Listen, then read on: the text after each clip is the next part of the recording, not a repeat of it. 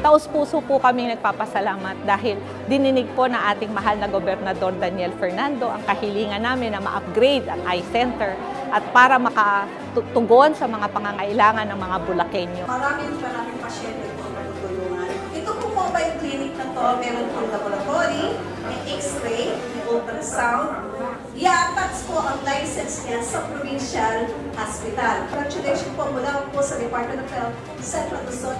Lubos po kami natutuwa and we are really grateful na pinaprioritize po dito po sa aming bayan, sa aming probinsyang Bulacan, ang kalusugan. Ang pagkakaroon po ng legalidad na serbisyong pangkalusugan ay isang karapatan ng bawat isa.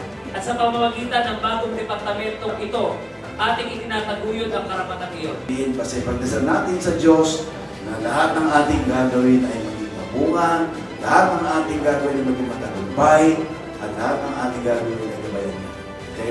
At sa bawat doktor natin, sa bawat haharapin natin pasyente, bago kayo manap sa pasyente, mag-isal muna tayo.